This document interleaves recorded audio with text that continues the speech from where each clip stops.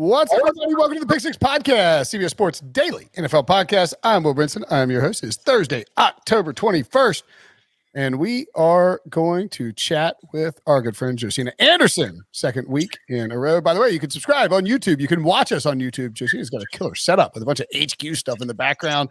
Go to youtube.com/pick6, hit that subscribe button, and also hit the little alarm, little bell that's next to subscribe, and then you'll get alerts when we go live or when the new shows are uploaded. You'll be the first one to know, or at least the first one, one of the first ones to know. We're on YouTube for every show, and we are live after Sunday Night Football, Monday Night Football, Thursday Night Football, and now we're going live with our pick show every Thursday at 1 p.m., so make sure and subscribe to that. We got Pete Prisco's technology working. Check it out. All right, joining us now to break down the latest from around the NFL, Josina Anderson. Josina, what's up? What's up, Will B? Just, got the perfect radio voice going on. Everything sounds like you've been doing this for more than a day. So, sounds like you're in the pocket. I'm very impressed. A face and voice for radio is what I've heard. You migrate to whatever you're doing. Yeah, I'll show up on video. I don't care. Like I was thinking about it. I was like, I got to do something after this. And I was like, what? I was like, oh no, I'm going to have to go shower and actually do my hair. So, but at least I wore a collar this time. The Deshaun Watson rumor mill. We said last week, it might not be the last time we talk about Deshaun Watson. Turns out it won't be, because Watson, it was really interesting speculation on Wednesday. And we don't want to source guess or anything like that, but out of Houston, a lot of noise came flying out about Deshaun Watson potentially being traded as soon as the next week or 2 weeks. And then from the various potential landing spots, Denver, Carolina, Miami, and then for whatever reason, Washington, which apparently was interested in Tua. And pretty quickly, there was a lot of pushback against that. What do you think? What do you think the noise signal versus the noise here is in terms of movement on the Watson front? What are you hearing? So a few things. One, I did reach out to a league source last night and this morning who just texted me and basically said nothing new. And that's what I just stated on, my report with regards to Deshaun Watson on CBS Sports HQ that I just did about an hour ago. Does it mean that talks have ensued or not ensued? I don't know that specifically. When I know things specifically, I'm always very specific. So that's what I got with that. I would say I do find it curious that another source that I do talk to has not replied over the last day or so. So I do kind of find that interesting. But I don't really have anything to shed light on with regards to that. When it comes to the Washington football team, I had previously reported about 2 days ago trying to follow up on the Cam Newton situation. I did tweet and I said that the team, per my understanding, was not going to follow up on that. And then this morning, with the talks out there with regarding Deshaun Watson, a league source around that situation did not believe that they were going in that direction either. But I did not get a chance to follow up with someone that I would really like to follow, just to seal that off for sure. But that's what I heard as of this morning. Now, what I would add to that, Will, is that, having clarity on his legal situation still remains paramount. At this time, what I did mention 2 days ago was that there was no date set with regards to the civil depositions that have been put on hold while Deshaun Watson's attorney is handling another trial, and that we do not have the date on the criminal case investigations as far as going across a grand jury. So, Will, I do believe that the best path for receiving clarity still remains potentially on the civil settlement front, though we have not received any granular details with regards to the status of that. Yeah, and there's no real end in sight per se, unless Deshaun just decides, okay. Now, I sort of wonder, do you have any info? And maybe the answer is no, because this is just something we haven't heard about. But Watson is on the Texans. He's inactive every week. as we pointed out last week, the NFL probably prefers that he stay on the Texans and remain inactive so they don't have to make a decision about the commissioner's exempt list or have to have him playing or in the headlines for another team. I wonder, do you think Watson and the Texans or Watson's agents and his team are working with the Texans to try and, handle the legal stuff in order to expedite a trade? Like, do you think, is everybody on the same page there, or is it just sort of the Texans are kind of flying blind and hoping to stir up some kind of offer before the deadline so they can free up a roster spot and just start to move on in a different direction? No, I don't believe that there's any talks and collaborations between Watson's camp and the Texans. That definitely, from my understanding, I feel like remains, pretty siloed just with the kind of the nature of that relationship right now.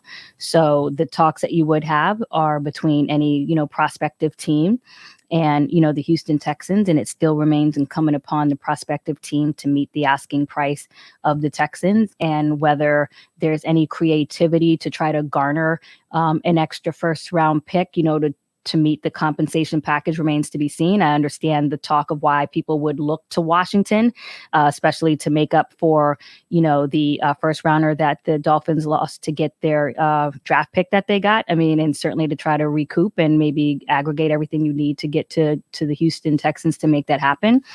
But one of the things I like to do, Will, as an insider, sometimes I'll just sit there and I'll look at a list of all the teams. And sometimes I'll go through it with people who know the caps, who are like really good at the caps per team. And sometimes we just sit up there and we connect the dots. I mean, I've done that before. I'll sit up there and make a list. Who are the teams that need a quarterback? Who are the teams that can make this happen? Let's look at their draft capital over the next 2 years and, literally just try to do it yourself.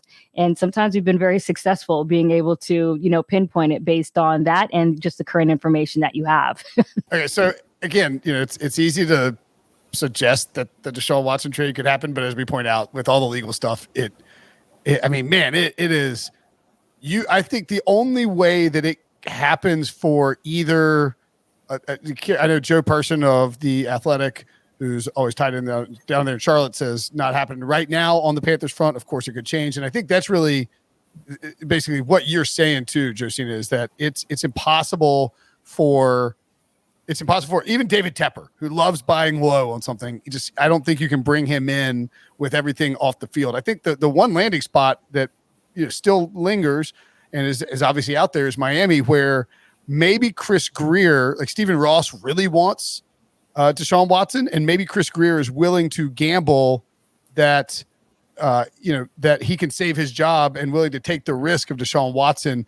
If they do that, do they end up trading Tua? I think Tua has been mentioned as a likely trade candidate if they were to acquire Watson, but by all accounts, everybody in Houston says that the Texans don't want Tua back. They want first round picks, and it's one of those where if you trade for Watson and you give up all these picks and then Watson is put on the commissioner's exempt list and you trade Tua, suddenly, maybe you lose a bunch of games and you're giving away really good picks. So I don't know. What do you think? Is Tua moving if Watson ends up coming to Miami? And, are there any good landing spots for him potentially? Well, either way that this kind of happens, it's not going to be tidy. It definitely is not going to be tidy at all. And I think that's what really just makes it complicated. There's going to be some things that are left wanting with the fans, or wanting as far as reconciliation of his situation legally. As far as Tua, I definitely think that the pressure is up and increased on the brass and the leadership of the Dolphins.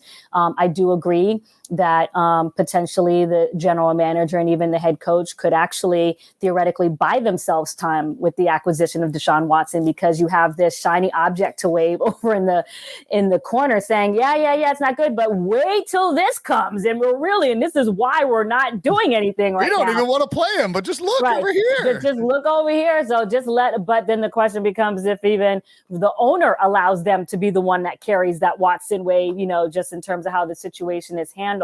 I would say that and I don't necessarily feel bad because I feel like all of us have to deal with adversity, and that's just how it comes. Nothing is perfect for any of us in our respective work fields, but it's just I do feel like Tua deserves more time to really kind of figure it out. I mean, he had to go right in there and kind of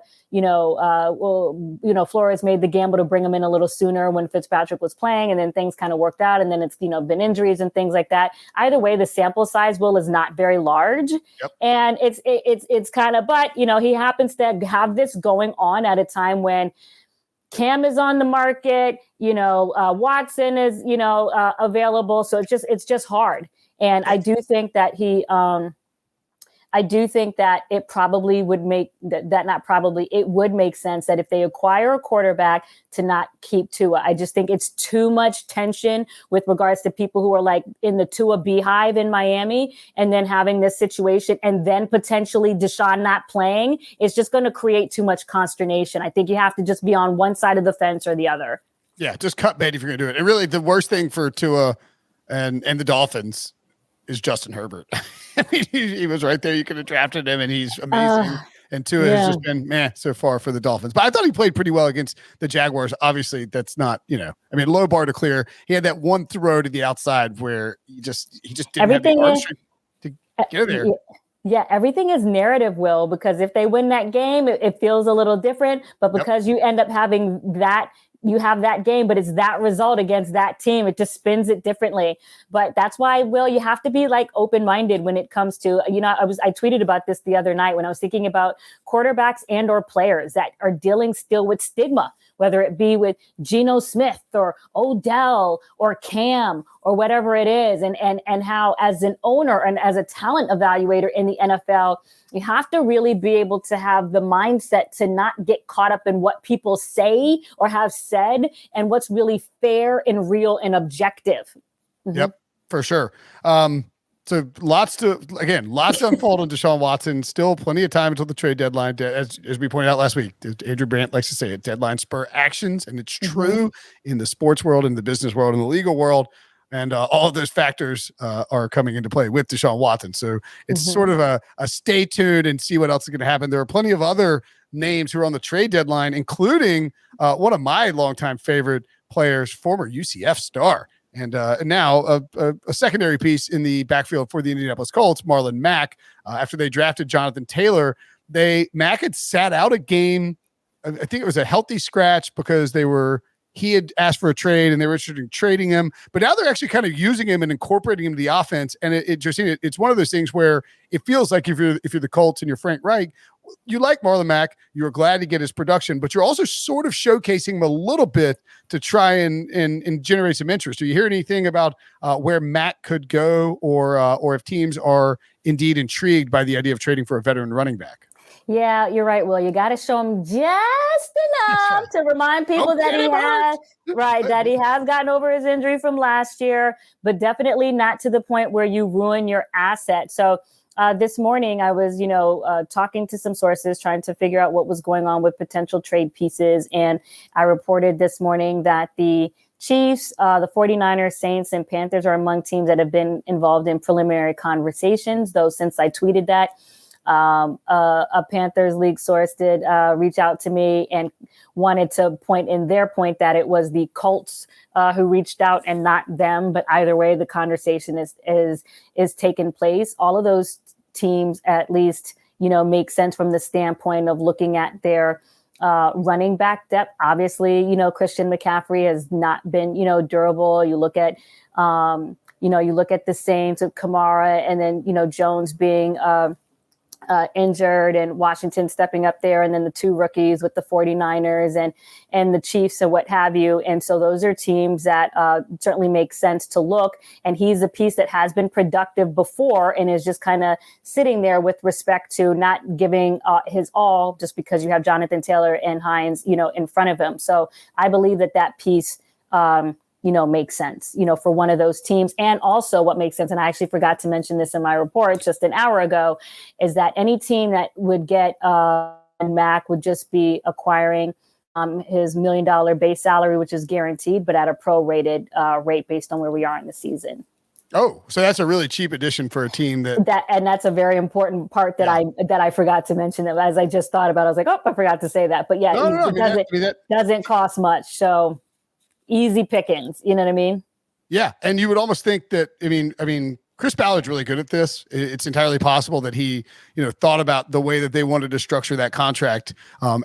Knowing that when they brought Mack back, that when they engineered return of the Mac, if you will, that they may eventually want to deal him down the road. But as far as any other buzz on buyers or sellers at the market, just in general, clearly the Jets, Texans, and Jaguars, 3 worst teams in football, and not teams that, the Jets is like, so the Seahawks and like the Eagle or the Seahawks and why am I blanking on and the Dolphins, who are teams that have not been playing very well, but also have high first round picks currently that they're giving away, don't feel like teams that want to sell because they still want to try and improve, so they don't end up giving away a top 10 pick and get blasted for it.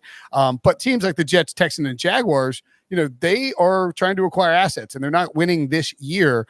Do you see them selling? Are there any pieces we could see sold off from there, from those bottom tier teams potentially, or will those teams be active in the market, I guess?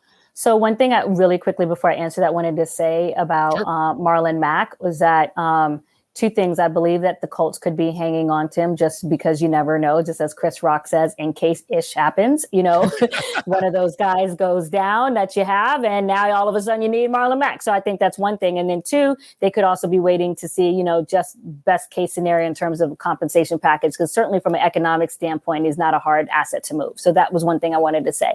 Now, with regards to teams that I think at least I would be looking at, it would be the Broncos, Kyle Fuller. They have a surplus of cornerbacks, a team that it needs help in the secondary, could be looking to pluck him.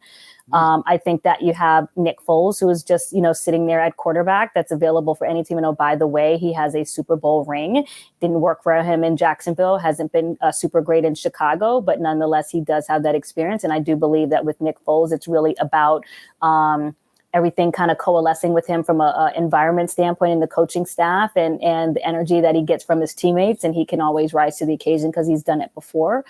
And then maybe Clellan, with the Raiders is a pick that they got. I believe it was a 4th overall pick and hasn't necessarily materialized for Oakland, but is maybe a player that, someone could feel like, oh, maybe we could do better with him. So when I kind of just look up and down the rosters, that might be something that somebody gets enticed with, particularly if the need arises with attrition with any of these games that materialize. And then I also just think, even though it might sound weird, and if that was like a dark horse craziness, you never know, just depending on maybe how this game goes and the next game goes for the Denver Broncos. I'm not saying this is going to happen, but I could see why a team may just continue to try to call on Von Miller, if you want to go crazy. I'm not saying I have any specific information that that's happening, but he has 3.5 sacks entering this game tonight against the Browns and Broncos. We'll see if they, Browns win, and suddenly the Broncos are reeling, like 3-4, and that's what I'm saying. That's the only reason why I'm saying if that happens, and then we have 12 days, so that means that there would still be another game that would happen for the Broncos. So if you suddenly drop 2, and then you have this, contract here, maybe that might be something to look at. Yep, and.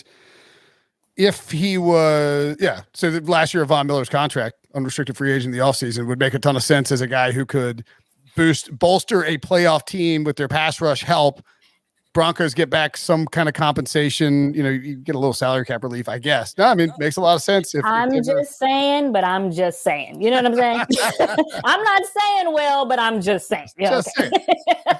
And the other thing, Josina, we've seen where because we saw it with Zach Ertz when he was traded last week. Now they wanted to let him play on a Thursday, and that deal was clearly in place. They wanted to give him that farewell tour in Philadelphia. But with that extra 10 days, if you play on Thursday and you lose, maybe you spend the weekend sort of recalibrating where you're at, and you've got more time to call people before those Sunday games. All right, let's take a quick break, and when we come back, will we see a return of Superman next? Cam Newton, maybe my favorite, one of my 5 or 10 favorite personal players in NFL history, just because of my grew up Panthers fan. First draft ever with CBS there at Radio City, getting to see Cam as the number 1 overall pick. Love Cam, but Cam has not been Cam lately, and obviously he he was beaten out by Mac Jones. Some people will tell you that the vaccination status didn't matter, but I don't believe that, and I don't think Cam believes that because he actually told people on YouTube. You watch us on YouTube, by the way, youtube.com/pick6. Hit subscribe if you're watching. Hit the little bell button too. And Cam said that he has gotten vaccinated and he's ready. He's looking to come back. Do you think Cam could find a home, Josina, in the NFL in the second half of the season? Yes, I think anything is possible, especially as the need arises with attrition and teams get more desperate that go towards the playoffs. So far as I've, kind of talked to teams, I have heard with Seattle that that's not an avenue that they were pursuing as of right now. Obviously, Geno needs to stay healthy as Russell Wilson is still on IR. When it comes to the Washington football team, a connection that makes sense because of his former head coach and Ron Rivera. I've been told that they, my understanding is that they are sticking with their current personnel and also potentially waiting for the return of Ryan Fitzpatrick to get back off of that hip. And, Heineke really needs to show some things in these last 2 games to try to have a little bit more say with regards to his play on the field.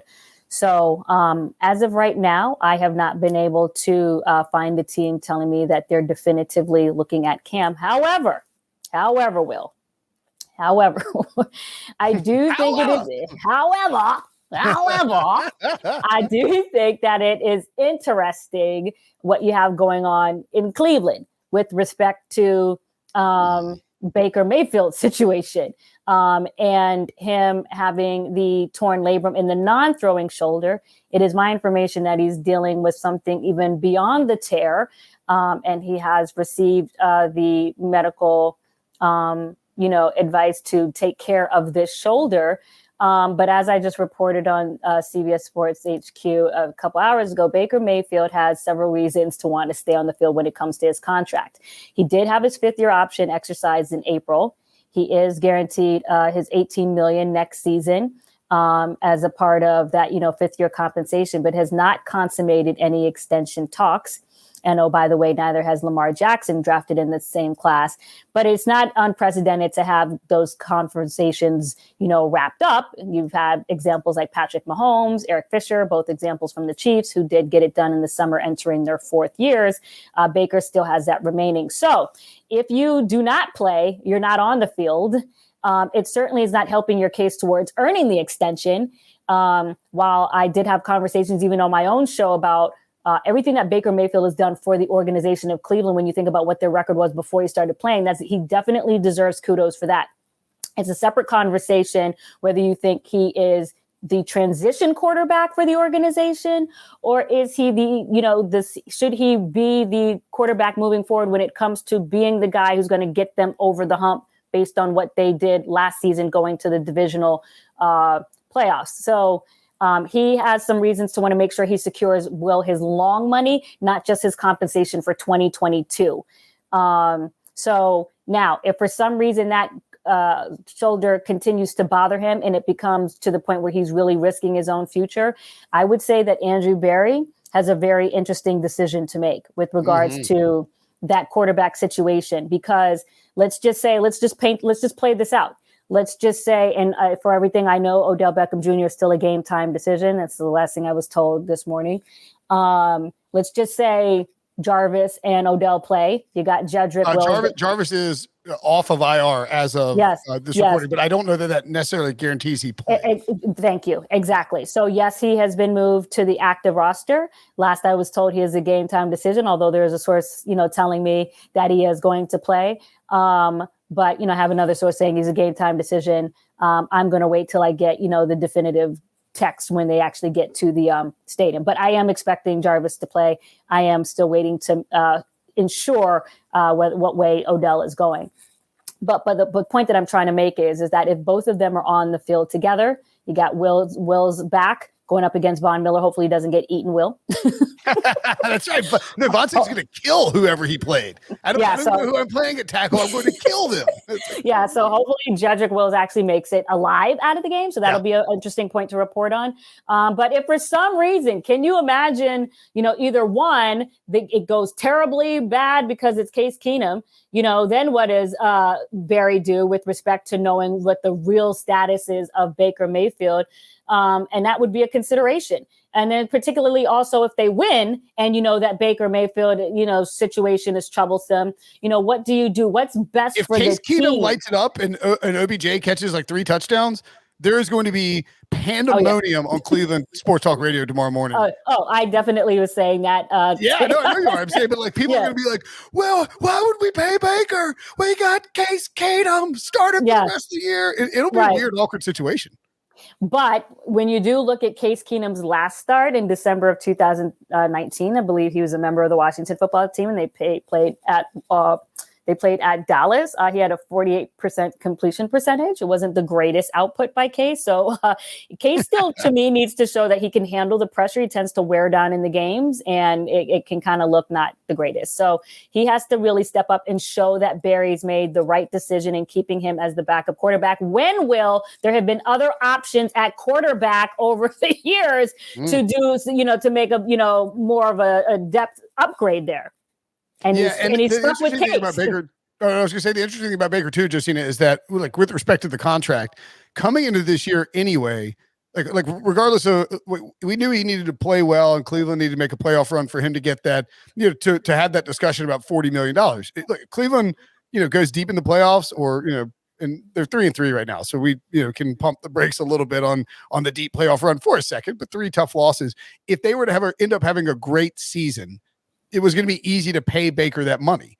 But the problem with Baker being hurt is that there was no pathway to him having a large volume season in a Kevin Stefanski offense. They just don't do. Kevin Stefanski just doesn't give his quarterbacks a huge passing volume because of how he likes to operate with the run game. So if Baker misses multiple games with a shoulder injury, statistically, it's a hard sell, especially if Case Keenum plays well, to get him to that $40 million mark or whatever he wants to be. And it might end up where you push the decision another year into the future and you try to see what Baker does in his 5th-year option. That to me is a really fascinating storyline to watch. And we saw Baker, it looked like, I thought he was going to be done for the year when he landed on his shoulder last week. And just, JJ Watt immediately is calling trainers over. It looks like a really bad injury, and he's probable to return when he goes out of the game, and he ends up coming back in. Tough dude, but in a weird spot from that contract perspective. And Will, I just, again, want to emphasize, per my information, it is not just the tear. He's dealing with something else that really should make it a consideration for him to really take care of it. I think it's with the fact that it's the non-throwing shoulder just gives him that but it's not my throwing shoulder. So whatever, it's just, it's just there. I don't need it. Yeah. No, it's like, it's just my other shoulder. It's just my other shoulder. Yeah. But I've got this, I sustained a foot injury on the right side of my foot a couple weeks ago. And so naturally, I'm over, I've been walking on the left side of my right foot, and walking like an idiot. And now the left side of my right foot hurts. So I just have a busted foot, what I'm saying?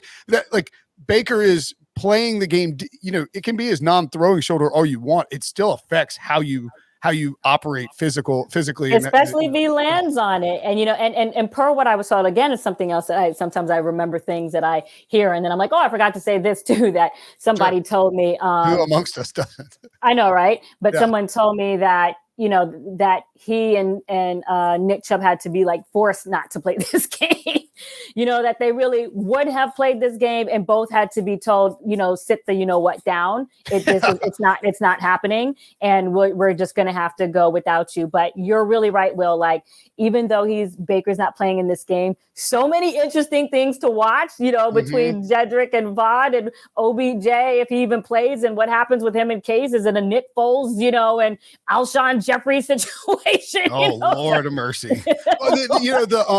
We saw we've seen with Odell Beckham, the stat, there's this weird stat that's out there where it shows that the offense is worse with Odell Beckham on the field. We talked about this last week. It's probably more fluky than anything else, But that's what I'm saying. If Case Keenum is the one who can like kickstart Odell's season, and again, if he plays, that there will be chatter about that and what the Browns will do at quarterback in 2022. Really quickly before we get out of here, are there any other quarterback situations for next year that, I mean, there's probably a lot of them, but that warrant monitoring, that you've got sort of red flags about or your eyebrows raised on them?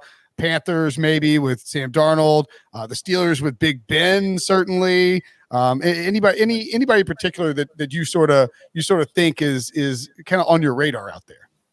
Well, definitely the last one that you mentioned with Ben Roethlisberger.